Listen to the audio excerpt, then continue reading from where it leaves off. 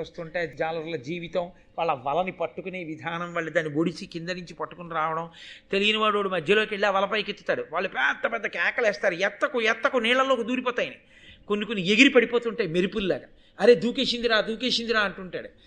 ఆ వల తీసుకురావడం, నిజంగా సూర్యోదయంలో ఇన్ని వింతలు ఇన్ని చిత్రాలు ఉంటాయా అనిపిస్తుంది, అనుభవించి తీరాలి. కాబట్టి కుంతి వెళ్ళింది గంగానదీ తీరానికి, వెళ్ళి సూర్యోదయాత్పూర్వ స్నానమునకు వెళ్ళింది, సూర్యోదయం అవుతోంది కాబట్టి ఆవిడ మనసును ఆకర్షించింది. ఆవిడ చూసింది అలా సూర్యబింబం వంక, అంతే. నేనే 4 మాటలు చేతకాని వాడిని సూర్యోదయం గురించి అలా చెప్తే ఇంకా కుంతి ఎంత అనుభవించుంటుందండి మహాతల్లి. ఆవిడ ఆ అనుభవం చేత ఆనందపడిపోయింది. అబ్బా ఏమి ప్రకాశం రా, వెలుగుల ముద్ద మహానుభావుడు. ఇటువంటి సూర్యభగవానుణ్ణి బిడ్డనిమ్మని అడిగితే ఇంత వెలుతురున్న పిల్లవాడు వస్తాడా అనుకో, ఎవ్వరు లేరుగా, చూద్దాం అనుకో. బాల్య చాపల్యము ఈ దోషం కట్టి కుడిపేసింది. ఇది సత్యవతీదేవికి కూడా కన్యాత్వమునందు పుట్టాడు వ్యాసుడు, కానీ ఆవిడికి అలా చాపల్యం లేదు, పరాశర అనుగ్రహం అక్కడ. ఇక్కడ ఈవిడ ఆ సూర్యభగవానుణ్ణి చూసింది.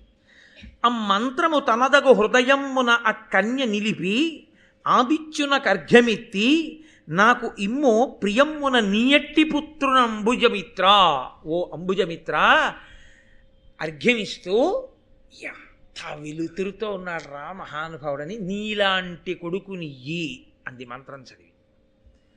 దుర్వాసో మహర్షి ఇచ్చినటువంటి మంత్రం దాని ప్రభావాన్ని అది చూపించేస్తుంది, అంతే.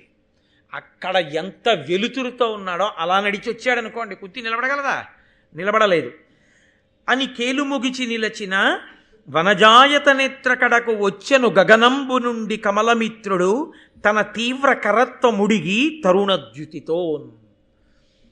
ఆమె ఇలా 2 చేతులు ముడిచి తామర మొగ్గ పెట్టినట్టుగా పెట్టి నమస్కరించి నాకు కుమారుణ్ణియే అని అడగగానే తన విశేషమైనటువంటి తేజస్సుని ఉపసంహారం చేసి తరుణమైన కాంతితో, అంటే చూడగానే అబ్బా అనిపించే కాంతితో సూర్యభగవానుడు గగనమండలం నుంచి దిగి నడిచి ఎదురుగుండా వచ్చాడు. వచ్చి నిలబడ్డాడు. నిలబడి పిల్ల కుమారుణ్ణి అడిగావు కదా ఇస్తానన్నాడు. హడిలిపోయింది. అమ్మ బాబోయ్, నేను కన్యని, నాకిప్పుడు ఇటువంటి కుమారుడు పుడితే ఎలా అని వెంటనే సూర్యుడితో అంది. ఎరుకలేమి చేసి ఇంతులెప్పుడు అపరాధయుతలు సపరాధలైన వారి కరుణ ఎల్లవారును రక్షింతురనుచు సూర్యునకు లతాంగి మ్రొక్కే.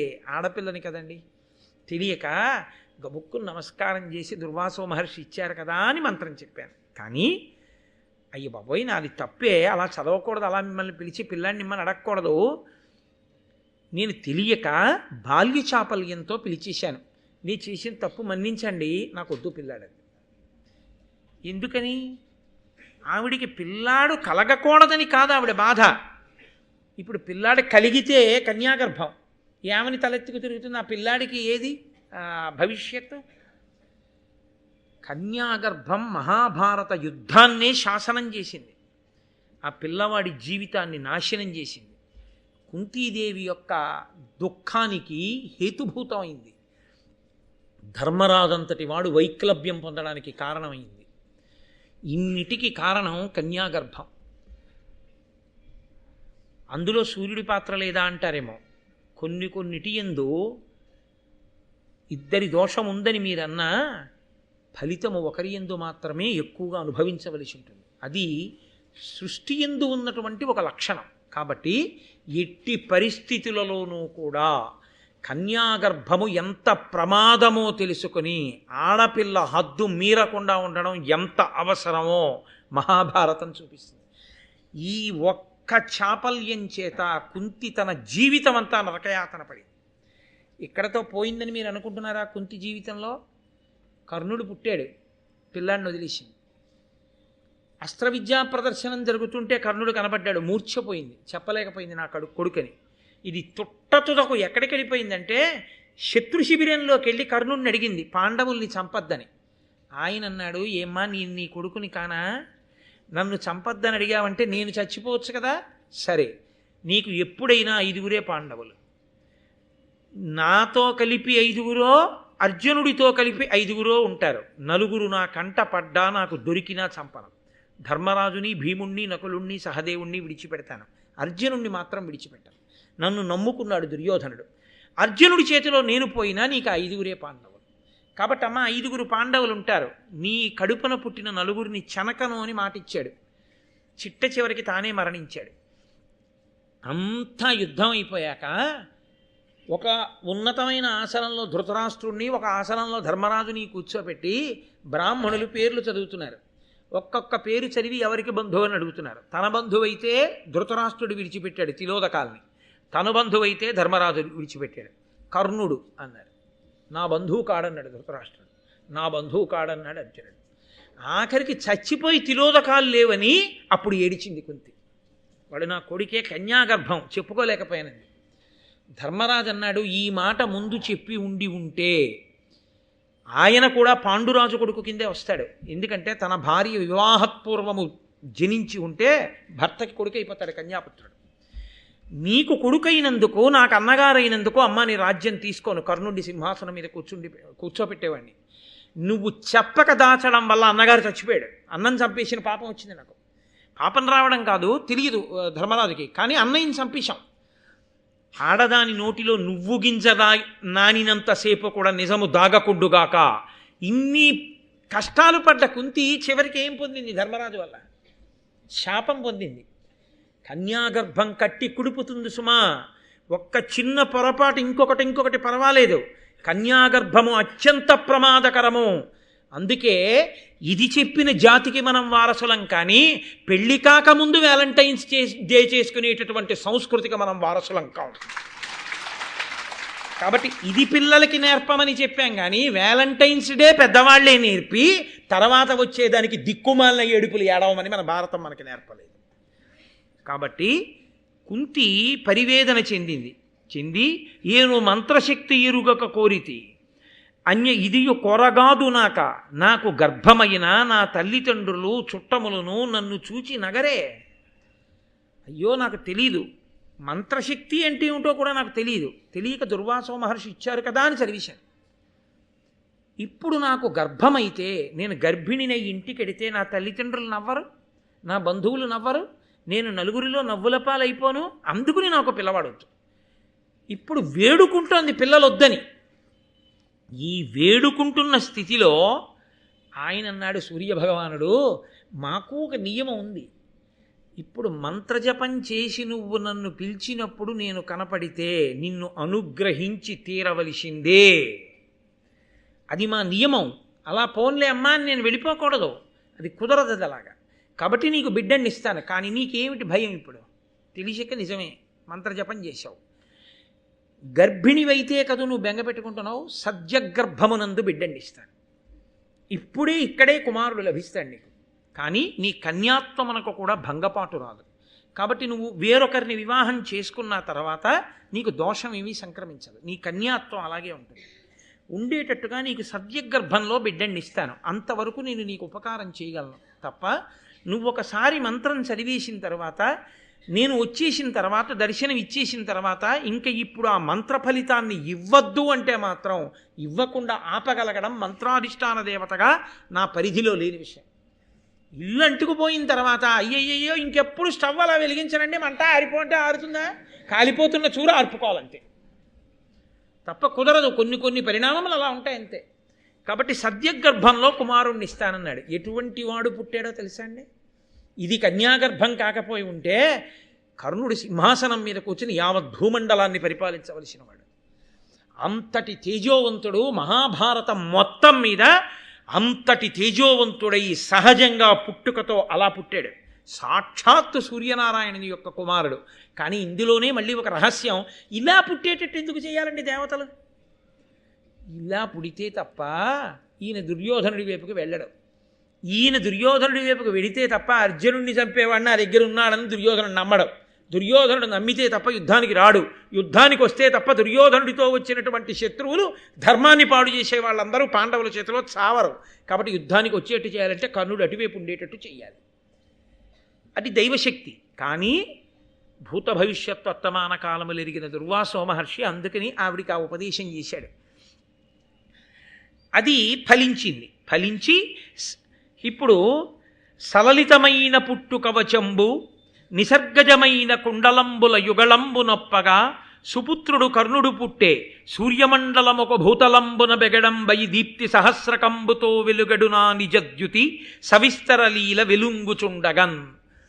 ఆకాశంలో ఉండేటటువంటి ఆ వెలుగుల లోకం భూమి మీదకి వచ్చిందా అన్నట్లుగా మిరిసిపోతున్నటువంటి సహజమైన కవచంతో 2 చెవులకి కుండలములతో మహానుభావుడై గొప్ప తేజోవంతుడై కర్ణుడు జన్మించాడు. వెంటనే ఆ పిల్లవాణ్ణి చూసుకుని ఆ కుంతి ఏడిచి ఆవిడంది, ఏలా అమ్ముని నాకు ఇచ్చే ఈ మంత్రము. తన కొడుకు అని ఆ పిల్లాన్ని చూడగానే అబ్బా ఏమి తేజోమూర్తి, కానీ నా కొడుకు అని చెప్పుకోలేను, ఇది నా దౌర్భాగ్యం. నా కొడుకు అని చెప్పుకోలేను, నా కొడుకు కాడు అని విడిచిపెట్టి వెళ్ళిపోలేను. ఎలా? కాబట్టి ఎలా అమ్ముని నాకు ఇచ్చే ఈ మంత్రము. అసలు దుర్వాసో మహర్షి నాకు ఈ మంత్రం ఎందుకు ఇచ్చినట్టు?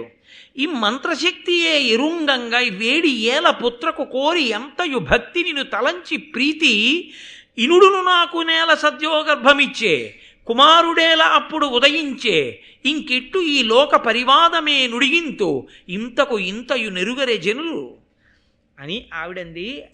అయ్యయ్యయ్యో, నేను ఏదో కష్టపడి భోజనం పెట్టి సపర్య చేస్తే ఇంకొకటి ఇవ్వడం కాదు, దుర్వాసో మహర్షి నాకు ఈ వరం ఇవ్వడం ఏమిటి, ఈ మంత్రం ఇవ్వడం ఏమిటి? ఇచ్చాడు పో. గంగా స్నానానికి వెళ్ళిన దాన్ని సూర్యభగవాను చేసి నమస్కారం చేసి ఇంటికి వెళ్లకుండా ఈ మంత్రం చెప్పి పిల్లాన్ని ఇమ్మంటే మంత్రశక్తిని అవమానించినట్టు అవలా నిజంగా ఇవ్వకపోతే? కాబట్టి నేను ఆ మంత్రం చెప్పి పిల్లాన్ని ఇమ్మండం ఏమిటి? సూర్యభగవానుడు వచ్చి కవచకుండలాలతో ఉన్నటువంటి ఈ దివ్యమైనటువంటి తేజోమూర్తిని నాకు పిల్లాడిగా ఇవ్వడం ఏమిటి? ఈ బాలు నెత్తుకొని ఇంటికి చన్న నన్నున్న బంధువులందరూ మనంబున ఏమనరు, ఇట్లీ బాలసూర్యని భునిట్టులడించిపోవంగా బుద్ధి పుట్టునని కన్యమనంబులోనన్. ఈ పిల్లాన్నెత్తుకుని ఇంటికెడదామా? అందరూ బంధువులు, తల్లి, తండ్రి అందరూ నింద చేస్తారు, తలెత్తుకు తిరగలేను.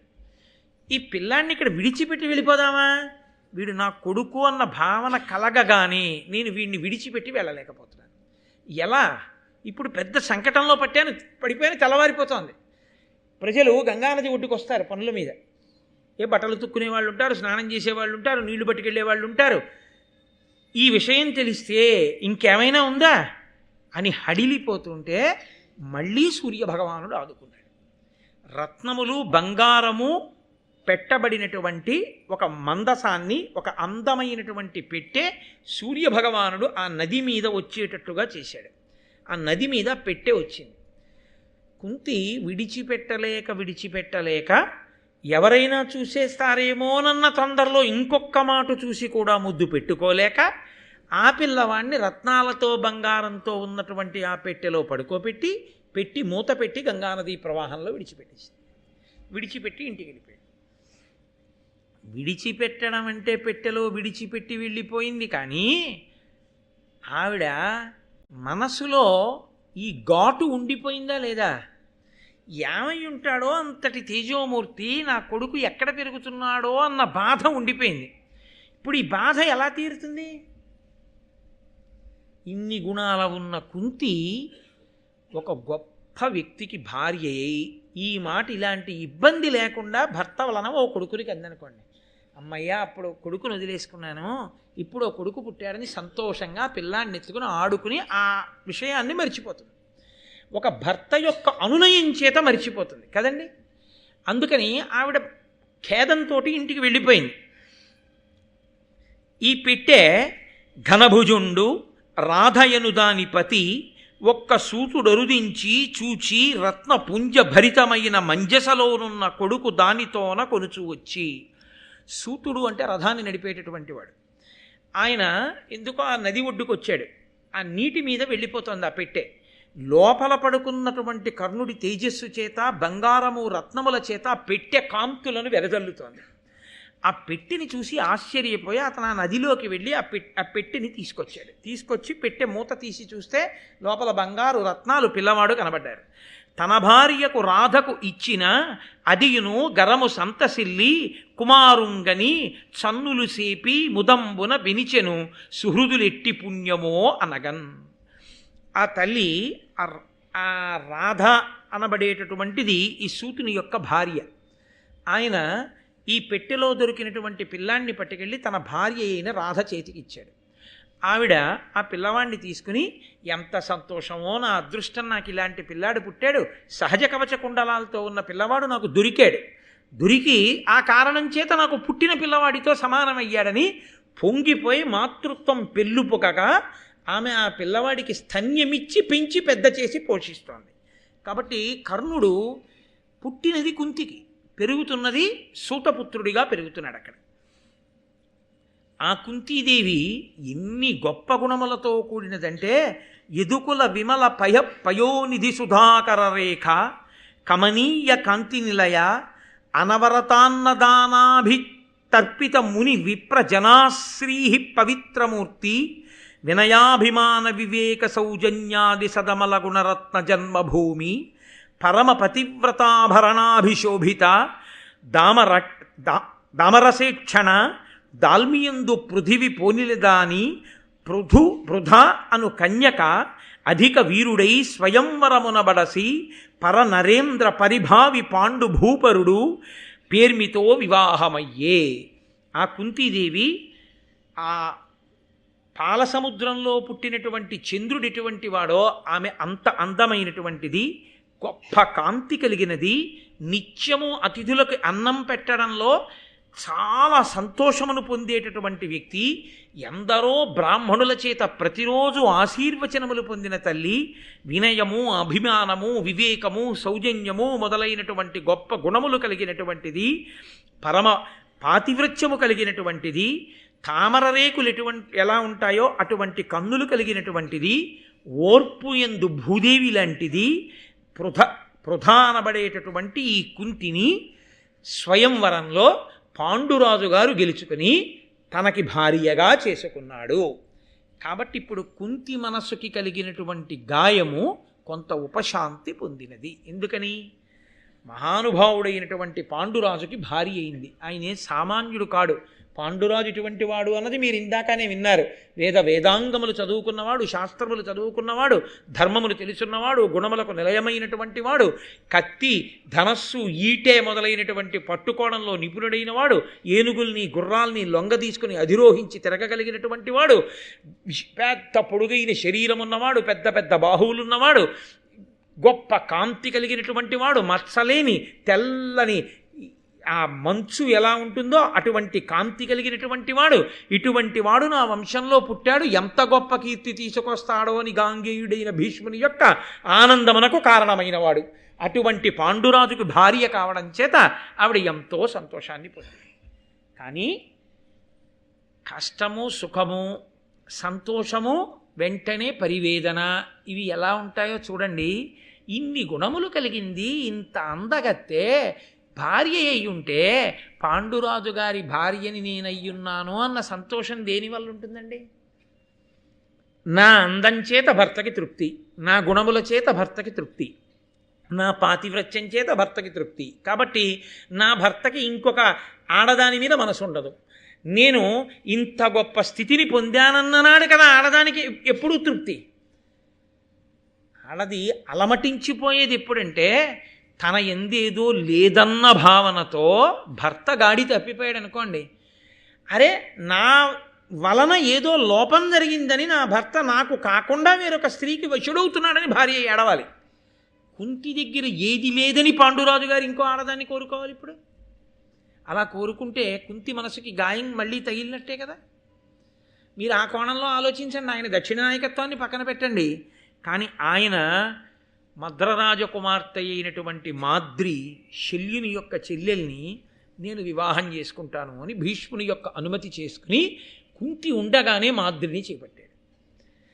ఏదైనా బాగుంటుందేమో కానీ సవతి వచ్చినా కూడా సంతోషంగా ఉంటే అసహ్యంగా ఉంటుంది. అది తట్టుకోలేనటువంటి విషయం స్త్రీకి. కాబట్టి కుంతీదేవి యొక్క జీవితంలో మరొక్కసారి గాయమైంది. అరే నా భర్తకి నేను ఒక్కతనే భార్యని కాను, ఇద్దరు భార్యలు, అందులో పెద్ద భార్యను అని సరిపెట్టుకోవలసి వచ్చింది. అయినా ముందు చెప్పారు కదా నన్నయ్య గారు, ఏది చెప్పినా దూరదృష్టితో చెప్తారు. భూదేవంత ఓర్పు కలిగినది. కాబట్టి సర్దుకుని ఓర్పు పట్టి అది కూడా జీర్ణం చేసుకుని ఇద్దరు భార్యల భర్త అని పాండురాజు అనిపించుకుంటే తాను పెద్ద భార్య అనిపించుకుని వీలిపోయింది. సరే, కొంతకాలం జరిగింది.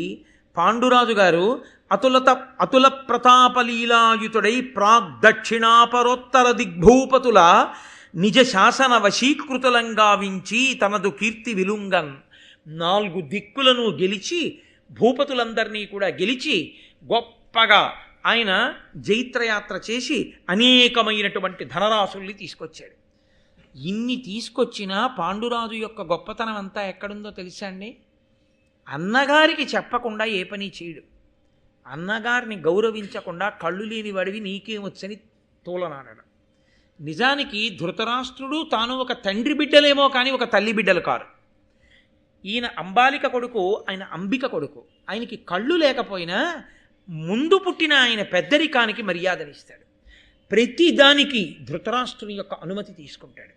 ప్రతిదానికి ధృతరాష్ట్రునికి చెప్పి గౌరవిస్తాడు. అందుకే మహాభారతంలో ఆ ఉద్యోగ పర్వం మొదలైన చోట్ల చెప్పుకున్నాడు ధృతరాష్ట్రుడు, పాండురాజు ఎన్నడూ ధర్మం తప్పలేదురా, అంతటి బాహుపరాక్రమం ఉండి 4 దిక్కులను జయించగలిగిన వాడై ఇటు పాండురాజు ఇటు భీష్ముడు ఉండగా నేను కళ్ళు లేనివాడినైనా ఇంత వైభవాన్ని పొందానురా, బంగారం అంతా తెచ్చి నా కాళ్ళ దగ్గర పెట్టి నా చేత అశ్వమేధయాగాలు చేయించాడురా, అంతటి ధర్మాత్ముడు, సింహాసనం ఆయింది, నీకన్నా పెద్దవాడు ధర్మరాజు ఉన్నాడు, రాజ్యం నీకిమ్మని అడిగితే నేను ఎలా ఇప్పించనురా, నాది కాందాన్ని ఈడిచాడు ధృతరాష్ట్రుడు.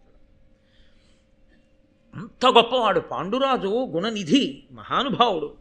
అటువంటి పాండురాజు వినుత యశుండు పాండు నృపవీరుడు దిగ్విజయంబు చేసి పెంపున గొనువొచ్చి ఇచ్చిన అపూర్వ మహాధనరాశి పేర్మి వారని విభవంబుతోడ ధృతరాష్ట్రుడు చేసే శతాశ్వమేధముల్ దనిసన భూసురేషులకు దక్షిణలిచ్చి యథోచితంబుగన్. ఆ పాండురాజు గారు వెళ్ళి దిశలను గెలిచి 4 దిక్కులను గెలిచి ఆయన తెచ్చినటువంటి అపారమైనటువంటి ధనరాశులతో 100 అశ్వమేధయాగములు చేశాడు ధృతరాష్ట్రుడు. అంటే ఎంత భాతృభక్తి కలిగినటువంటి వాడో మహానుభావుడు పాండురాజు. మీరు ఆలోచించండి, ఆ పాండురాజుని మండితగుణ సంపదనధికుండగుచున్ పూరు భరత కురుపతులకు తుల్యుండై వంశకరుండగు పాండు మహీషుడని బుధ సభలో తను పొగడగన్. ఆయనని ఇతను పూరుడితో, భరతుడితో, కురుమహారాజు గారితో సమానుడవుతాడు. అటు సత్యవతీదేవికి, ఇటు అంబికని, అటు అంబాలికని, ఇటు విదురుణ్ణి, అటు ధృతరాష్ట్రుణ్ణి, ఇటు భీష్ముణ్ణి, బ్రాహ్మణుల్ని, కులపెద్దల్ని, పౌరుల్ని, జనపదుల్ని, ఇంతమందిని గౌరవిస్తాడు. ఎంత మహానుభావుడు అని చెప్పి అందరూ ఆయనని గౌరవిస్తుండేవారు. ఆయన కూడా ఆ తెచ్చినటువంటి ధనాన్ని ఎంతగా దానాలు చేశాడంటేట, కటిక దరిద్రుడైనటువంటి బ్రాహ్మణుడు పాండురాజు చేసినటువంటి దానాల్ని పుచ్చుకొని అపారమైన శ్రీమంతులయ్యారు. అన్ని దానాలు చేశాడు. కానీ ఆయనకి ఒక చిన్న వ్యసనం. ఏమిటా వ్యసనం అంటే, ఆయనకి వేట అంటే అనురక్తి. కాబట్టి 2 భార్యల్ని తీసుకుని వేటకెళ్ళాడు. వేటకెళ్ళి ఆ వేట ఆడడం మొదలుపెట్టాడు. 2 భార్యలతో సంతోషంగా ఉన్నాడు. ఇక్కడ నేను కథని మలుపు తిప్పి మళ్ళీ భీష్మాచార్యుల వారికి కొంచెం ఇబ్బంది తీసుకొచ్చి ఆయన రాత్రి పడుకోకుండా చేయడం కన్నా ఆయన ప్రశాంతంగా ఇవాళ ఒక్కరోజు రాత్రి పడుకొని ఇట్టేటట్టు చేస్తే కనీసం పాపం మనమైనా ఆయన ఒక్కరోజు మర్యాదగా పడుకొని ఇచ్చిన వాళ్ళం అవుతాం. ఆ వేటకి వెళ్ళిన తరువాత ఎంత చిత్రంగా కథ తిరిగిపోయిందో. ఇప్పటి వరకు ఎక్కడైనా బాధపడడానికి ఏమైనా ఉందా? ఏమీ లేదు. పాండురాజుకి 2 భార్యలు, భీష్ముడి కళ్ళల్లోంచి చూడండి, పాండురాజుకి 2 భార్యలు, సరే పెద్ద ఆయనకి ధృతరాష్ట్రుడికి 111 మంది భార్యలు, ఎలాగో ఆవిడికి గాంధారికి 101 సంతానం కలుగుతుంది. పాండురాజు ఇంత తేజోవంతుడు, తాను పెద్దవాడినైనా అంతటి పరాక్రమవంతుడు, పాండురాజు అంతటి యశస్శాలి, అంతటి గొప్ప పరాక్రమవంతుడు. ఇప్పుడు సింహాసనానికి 2 కాపు కాస్తున్నాం కాబట్టి ఇంకా ఇలా కన్నెత్తి చూడగలిగినటువంటి శత్రు రాజు లోకంలో లేడు. ఇంత సంతోషంగా, ఇంత ఆనందంగా జీవితం గడిచిపోతోంది. అమ్మయ్యా, ఇన్నాళ్ళకి మళ్ళీ అంతఃపురంలో సత్యవతీదేవి, అంబిక, అంబిక కొడుకు ధృతరాష్ట్రుడు, ఆయన భార్యలు, అంబాలిక, ఆవిడ కొడుకు పాండురాజు, ఆవిడ పిల్లలు, ధర్మం చెప్పేటటువంటి మహానుభావుడు, పరాక్రమవంతుడు విదురుడు, పెద్దవాడు భీష్మాచార్యులు, ఇంత సంతోషంతో మళ్ళీ అంతఃపురమంతా కోలాహలంగా ప్రజలందరూ సంతృప్తిగా కురురాజ్యమంతా ఆనందంతో ఉన్నది అన్న మంగళవాక్యం దగ్గర ఇవాళ ఉపన్యాసాన్ని పూర్తి చేసి మళ్ళీ రేపు ఎలా కథ మలుపు తిరుగుతుందో రేపు చూద్దాం. మంగళాశాసనపరై మదాచార్య పురోగమై సర్వైశ్చ పూర్వైరాచార్యై సత్కృతాయాస్తు మంగళం. మంగళం కోసలేంద్రాయ మహనీయ గుణాత్మనే చక్రవర్తి తనూజాయ సర్వభౌమాయ మంగళం.